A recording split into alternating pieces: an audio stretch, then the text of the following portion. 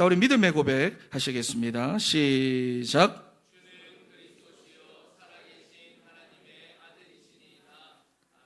할렐루야. 우리 12월의 키워드가 역시 예배자인데 우리 옆에 계신 분들에게 이렇게 한번 고백합니다. 예배를 멈추지 마세요. 시작. 할렐루야. 네. 우리 원로 목사님 새벽에 설교하실 때마다 역시 예배, 다시 예배, 여러분 그러셨잖아요. 여러분 다시 예배든 역시 예배든 예배가 우리의 삶에서 멈추면 안 됩니다. 그래서 로마서 12장 1, 2절 말씀을 보시면은 우리의 몸을 하나님이 기뻐하시는 산 제물로 드려라. 이는 너희의 영적 예배니라 그랬어요. 멈추면 안 됩니다. 여러분 특히나 우리는 우리의 이 몸과 우리의 삶을 어떻게 살아갑니까? 오로지 나를 위해서 살고 내 마음대로 살고 나 중심으로만 내가 살아가는데 여기 보세요. 그런 삶은 예배도 아니고 하나님이 기뻐하시는 삶도 아니다 그랬습니다. 여러분 그렇다면 예배자란 무엇입니까? 예배자는 나를 넘어 주를 위해 살아갑니다. 나의 한계를 넘어 하나님의 능력으로 살아갑니다. 내 수준을 넘어 말씀의 인도를 받는 삶이 바로 예배고 하나님이 기뻐하는 삶이고 그런 사람이 바로 예배자인 것입니다. 여러분 그래서 지난주에 예배자는 예배에 참석하는 사람이 아니라 우리도 모르게 갇혀있던 그것들을 다 버리고 날마다 하나님이 주시는 새로운 것을 담는 사람이다 그랬어요.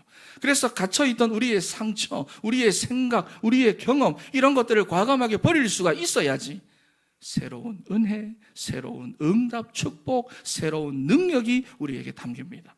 여러분 그리고 오늘은 예배자가 어떤 사람이냐? 우리 주변에 있는 세상의 사람들과 같은 수준으로 생각하며 같은 말을 하는 것이 아니라 나를 살리는 실제적인 고백을 하는 사람이 바로 예배자입니다. 여러분 그러니 말이 달라요. 여러분 그래서 오늘 본문 말씀을 보니까 예수님께서 제자들에게 그것을 확인하려고 하시는데 세상과 같은 말을 하고 사는지 아니면 예수님과 같은 말을 하는지 불신자들과 같이 갈등하는 말, 원망하는 말, 염려의 말을 하며 살아가는지 아니면 하나님의 말씀을 붙잡고 살리는 말을 하고 있는지. 여러분 그래서 예수님이 제자들에게 사람들이 나를 누구라 하느냐 그랬더니 사람들이 뭐라고 합니까? 세례 요한 같다, 엘리야 같다, 예레미야 같다, 많은 선지자 중에 하나 같다 그렇게 말하지요. 여러분 쉽게 말해서 세례 요한 같다 무슨 말입니까? 복음에 대하여 어떠한 정치적인 소식으로 알고 있습니다. 그리고 예레미야 같다 신기한 능력을 나타내는 신비적인 소식으로 착각하고 있어요. 또 예레미야 같다 복음은 당연히 인간적이어야지, 인간 중심이어야지 그렇게 알고 있습니다. 그리고 복음은 결국 종교다, 선지자 중에 하나, 결국은 종교 아니냐, 종교 생활하고 있습니다. 여러분 그런데 예수님께서 뭐라고 말씀을 합니까? 너희도 그렇게 생각을 하느냐? 사람들은 그렇게 생각을 하는데 너희도 그렇게 생각을 하느냐? 여러분은 어떻습니까? 복음에 대하여, 그리스도의 이 몸된 교회에 대하여, 그리고 예배생활, 신앙생활에 대하여 여러분은 불신자들과 같은 수준으로 생각하며 같은 말을 하고 계십니까? 아니면 참된 예배자가 되어서 나와 현장을 살리는 실제적인 고백을 하고 계십니까? 옆에 계신 분들에게 한번 고백합니다. 실제적인 고백을 합시다. 시작. 여러분 그래서 첫 번째로 틀린 것부터 우리는 분별이 되어야 됩니다. 오늘 본문 13절과 14절 말씀을 한번 읽어보겠습니다. 시작. 빌립보 가이사랴 지방에 이르러 제자들에게 물어 이르시되 사람들이 인자를 누구라 하느냐?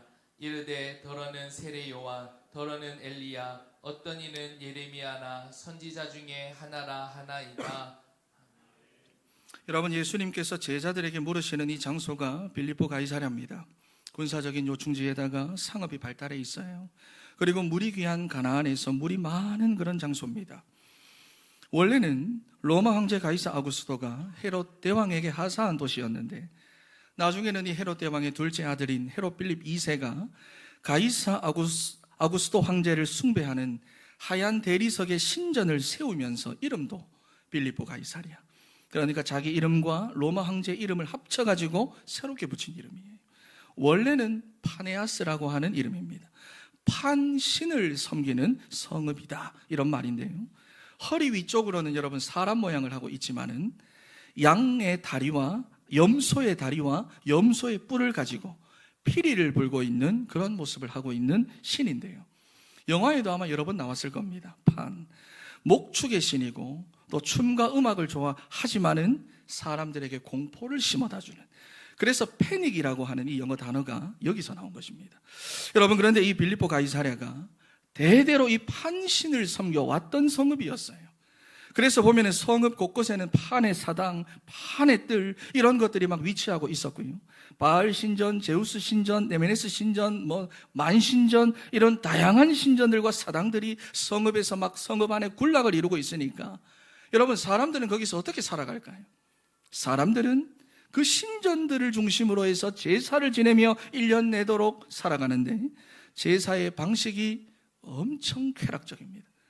여러분, 음주 가물을 막 즐기면서 신전의 여사제들과 음란한 관계를 맺는 거예요. 그러니까 빌립보 가이사랴라고 하는 이 동네는 헤롯이 자기의 성공을 위해서 온갖 종류의 인본주의를 써가며 만든 성읍인데 정치와 결탁이 되어 있습니다. 경제적으로는 풍요롭습니다. 거기에 황제 숭배, 우상 숭배, 온갖 종류의 종교가 혼합이 되어 있는 쾌락과 음란의 도시였다는 것입니다. 여러분, 그런데 하필이면 예수님이 제자들을 그런 곳으로 데리고 가셔가지고는 거기서 물어보는 거예요. 여기 사람들이 인자를 누구라고 하느냐? 여러분, 그러니 제대로 된 대답이 나올 리가 있겠습니까? 성전으로 가서 물어보시면 대답도 듣기 좋고 포럼하기도 좋았을 건데 하필이면 음란하고 쾌락적이고 권모술수와 인본주의가 가득한 그러한 삶의 현장으로 데리고 가셔가지고는 거기서 물어보시는 거예요. 여기 사람들은 나를 누구라고 하더냐? 여러분, 그런데 빌립보 가이사랴라고 하는 이 성읍은 지금 우리가 살아가고 있는 세상과 똑같은 모습의 삶의 현장입니다.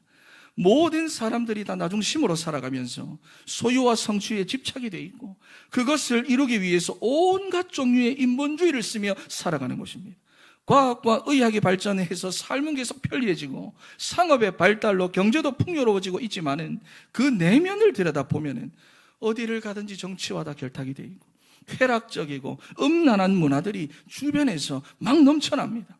그리고 이제는 눈에 보이는 것만이 우상이 아니잖아요. 사상이 우상화되어 있고 생각이 우상화되어 있어가지고 여러분, 특히나 창세기 3장의 나중심으로 살아가는 이 사단의 메시지가 완전히 사람들에게 우상화가 되어 있습니다. 그래서 자기 딱 건드리면 못 참습니다. 내 마음에 안 들면 다 문제입니다. 여러분, 그런데 이러한 현장 속에 살고 있는 우리에게 우리 주님께서 묻고 있습니다. 그러한 세상에서 살고 있는 사람들이나 너희 주변에 있는 그 사람들이 나를 누구라고 생각하느냐? 나를 누구라고 하느냐? 여러분, 그렇다면 왜 이런 질문을 하실까요? 제자들을 왜 그곳으로 데리고 가셔서 왜 그런 질문을 하실까요? 우리도 그들과 같은 생각을 가지고 신앙생활을 하고 있기 때문입니다. 그러니까 복음에 대하여, 그리스도에 대하여, 교회에 대하여 믿는 성도들이 불신자와 세상과 같은 생각을 가지고 있는 거예요. 여러분, 그래서 사람들이 이 질문에 대하여 어떻게 대답을 하느냐? 이러한 세상을 살아오면서 형성된 저마다의 자기 기준을 가지고 사람들이 대답을 하는데, 그러니 말씀이 아니잖아요. 정치적 성향의 사람은 정치적으로 대답합니다. 정치적인 소식이 이들에게는 복음이에요. 경제 논리가 중요한 사람은 자기 이익 따라 대답을 하는데 내가 잘 되는 게 복음입니다. 전문인들은 자기의 전문 분야에 맞게 대답을 해요. 여러분, 그러니까 사람들이 자기의 기준과 바람과 자기의 판단대로 대답을 하는데, 그래서 오늘 14절 말씀을 보세요. 어떤 사람은 세례 요한, 어떤 사람은 엘리야, 어떤 사람은 예레미야, 어떤 사람은 선지자 중에 하나라 하더이다. 이해가 되시죠? 여러분, 그런데 우리도 이러한 세상에서 이런 사람들과 함께 30년, 40년, 50년, 60년을 살아왔습니다. 그러니 이러한 세상의 것들이 이미 내 안에 들어와서 각인이 되어 있고 여기에 우리가 익숙해져 있고 우리 삶의 모든 부분들이 다 이렇게 체질이 되어져 있습니다. 그런데 우리 인간은 기본적으로 어떻게 살고 싶어 하느냐? 익숙한 대로 살고 싶어 하기 때문에 신앙생활도 마찬가지입니다. 시작이 말씀대로 한 것이 아니라 사실은 익숙함으로 시작을 했고 그걸 지속하고 있기 때문에 보면은 제각각으로 신앙생활하는 사람들이 실제로 많이 있어요. 여러분, 그런데 그게 틀렸다는 것을 사람들이 언제 알게 되느냐? 우리가 단추를 잘못 잠갔을 때를 보면은 거의 끝에 가서 알아차리는 경우가 많습니다. 옆에 계신 분들에게 이렇게 한번 고백할까요? 그렇게 끝까지 가시면 안 됩니다. 시작. 한 번 더 다른 분들을 보면서 그렇게 끝까지 가시면 안 돼요. 시작. 여러분 갈라디아 1장 6절에서부터 8절 말씀 한번 읽어보겠습니다. 갈라디아 1장 6절에서부터 8절 시작. 그리스도의 은혜로 너희를 부르신 이를 이같이 속히 떠나 다른 복음을 따르는 것을 내가 이상하게 여기노라. 다른 복음은 없나니 다만 어떤 사람들이 너희를 교란하여 그리스도의 복음을 변하게 하려 함이라. 그러나 우리나 혹은 하늘로부터 온 천사라도 우리가 너희에게 전한 복음 외에 다른 복음을 전하면 저주를 받을지어다. 아멘. 그 밑에 9절에도 보면은 또 반복이 되는데요. 만일 누구든지 너희가 받은 것 외에 다른 복음을 전하면 저주를 받을지어다 그랬어요. 여러분 우리 인생에 다른 복음은 없습니다. 없고 없어야 정상입니다. 사회 정의를 이루고 착한 일을 많이 하고 불우한 이웃을 도와주고 신비적인 체험을 주로 하는 여러분 복음은 그런 것이 아닙니다. 이러한 모습들도 있을 뿐이지 그게 복음의 본질은 아닙니다. 다른 복음을 따라가면 우리 인생이 결국은 저주를 받는다 그랬어요. 여러분 그러니 틀린 것을 우리가 제대로 분별해서 시작부터 여러분 우리가 말씀으로 바꿔야 되기 때문에 오늘 예수님이 제자들을 데리고 빌립보 가이사라로 가셔가지고 그곳에서 물으신 거예요. 사람들이 나를 누구라고 하느냐. 여러분 내가 복음이라고 말하고 있는 것이, 여러분이 복음이라고 말하고 있는 것이 불신자와 똑같은 것이 되면 안 됩니다. 우리가 우리 인생의 복된 소식이라고 여기는 그 모든 것들이 불신자도 생각할 수 있는 정치적인 소식, 경제적인 소식, 어떠한 신비적인 소식, 이런 소식이 되면 여러분 그건 아닙니다. 왜냐하면 로마서 16장 25절 말씀에 나의 복음과 그리스도를 전파함은 영세전부터 감추어져 있다가 이제 내게 나타나신 바가 되었다 그랬어요. 골로새서 1장 말씀을 보니까 만대 전부터 감추어졌던 비밀이 자기 백성에게 나타나셨다 그랬습니다. 심지어 고린도후서 4장 3절에는 불신자들한테는 복음이 가리워져 있대요. 여러분 성경은 분명하게 말씀합니다. 복음은 작정된 자들한테만 허락되는 하나님의 비밀입니다. 여러분 그러니 이제부터는 제대로 봐야 돼요. 가족들을 너무 사랑하지만은 가족들이 하는 말이 복음은 아닙니다. 가정도 뭐냐? 빌립보 가이사랴예요. 함께 일하는 직장 동료, 또 나와 친한 친구들 다 소중한 사람들이지만은 그들의 말이 복음은 아닙니다. 직장도 빌립보 가이사랴예요. 여러분 빌립보 가이사랴가 무엇입니까? 다른 것은 다 있는데 그리스도만 없습니다. 다른 것은 다 알고 있는데 그리스도만 모르는 현장입니다. 여러분 그래서 다른 복음, 틀린 복음을 따라가도록 우리를 자꾸만 다른 것으로 유혹해요. 사람들이 나 중심, 물질 중심, 성공 중심으로 살아가는데 그것이 복음인 줄 알도록 몰아가는 그 세상을 말하는 것입니다. 여러분 분별하시기를 바랍니다. 그래서 세상과 같은 말을 하는 것이 아니라 예수님과 같은 말을 하고 불신자들과 같이 갈등하는 말, 원망하는 말, 염려하는 말이 아니라 하나님의 말씀을 붙잡고 살리는 말을 하는 참된 예배자가 다 되시기를 바랍니다. 옆에 계신 분들에게 이렇게 고백합니다. 틀린 것을 분별합시다. 시작. 여러분 그래서 두 번째로 예수는 그리스도. 여러분 우리의 실제적인 고백이 되어야 됩니다. 15절과 16절 말씀을 한번 읽어보겠습니다. 시작. 이르시되 너희는 나를 누구라 하느냐. 시몬 베드로가 대답하여 이르되 주는 그리스도시요 살아계신 하나님의 아들이시니이다. 아멘. 여러분 제자들을 가이사 빌립보로 데리고 가서는 사람들이 나를 누구라 하느냐 물으셨던 예수님께서 이제는 정말 중요한 진짜 질문을 하시는 거예요. 그러면 너희는 나를 누구라고 하느냐. 그리스도는 모르고 세상의 것에만 익숙해져 가지고 정치적인 소식, 경제적인 소식, 인간적인 소식, 신비적인 소식, 종교적인 소식을 복음으로 생각하는 그러한 사람들의, 세상 사람들의 그 틈 속에서 너는 그러면 나를 누구라고 생각을 하느냐. 여러분 거기서 베드로가 대답을 하는데요, 인류 최초로 가장 정확하고 가장 정확한 신앙 고백을 지금 하는 거예요. 여러분 그러니까 이 고백을 하는 이 순간은 역사적인 순간입니다. 한번 고백을 해볼까요? 시작. 주는 할렐루야. 여러분 역사적인 순간에 여러분 계신 겁니다. 여러분 이게 그냥 고백이 아닌 것이 여기 주라고 하는 이 카이로스라고 하는 이 말인데 로마의 황제한테만 쓸 수 있는 말입니다. 카이로스. 그런데 예수님이 제자들을 로마의 행정구역인 빌립보 가이사랴로 데리고 가셔가지고는 다시 말해서 모든 사람들이 주는 로마의 가이사 황제입니다, 이렇게 고백해야 하는 그러한 삶의 현장으로 데리고 가셔가지고는 물으신 거예요. 사람들이 나를 누구라 하느냐, 그리고 너희는 나를 누구라고 하느냐. 거기서 베드로가 주는 가이사 황제가 아니라 그리스도이십니다, 그리스도가 나의 주인이 되십니다, 이 고백을 지금 했던 겁니다. 그러니 얼마나 기뻐하시는지. 여러분, 우리 인생에도 지금 이 부분이 필요하고 이 부분이 되어져야 합니다.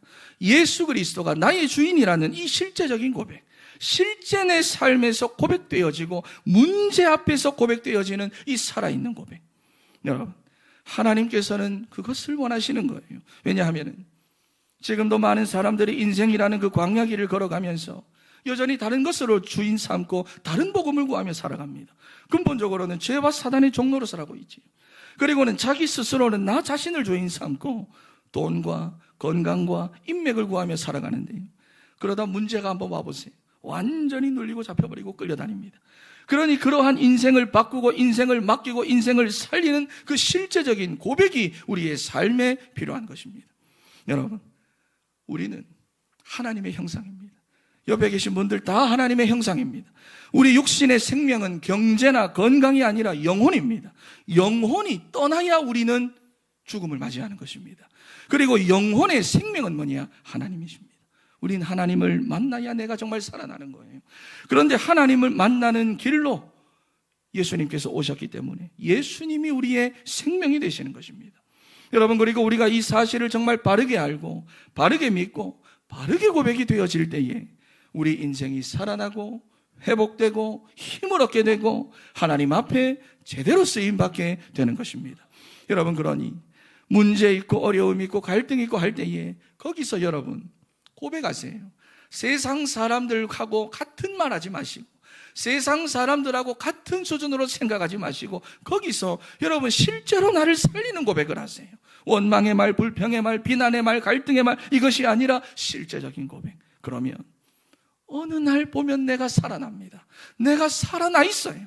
여러분, 그런데 교회를 다니면서도 이러한 생명의 비밀을 모르고 예수님이 누구신지도 모르고 그냥 교회만 다니게 되면은요, 문제가 올 때마다 흔들립니다. 문제만 오면 내가 죽어 있습니다. 갈등만 생기면 내 혼자 다 상처받고 있습니다. 여러분, 그래서 성경은 이런 사람들을 가리켜 영이 죽어 있다고 말하지요.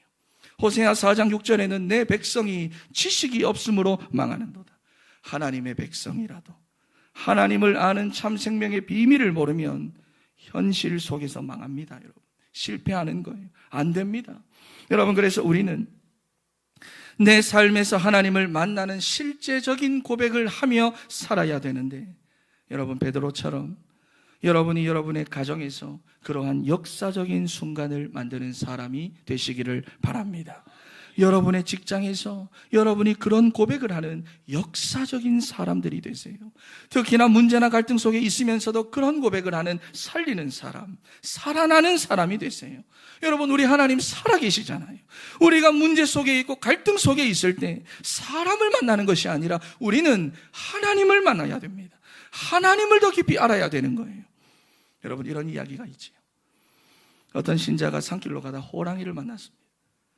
그때 남자가 무릎을 꿇고 기도했어요. 하나님 살려주세요, 살려주세요. 그런데 눈을 떠보니까 호랑이도 같이 기도하더랍니다. 일용할 양식을 주셔서 감사합니다. 여러분, 문제는 이게 1탄인데요 2탄이 있습니다.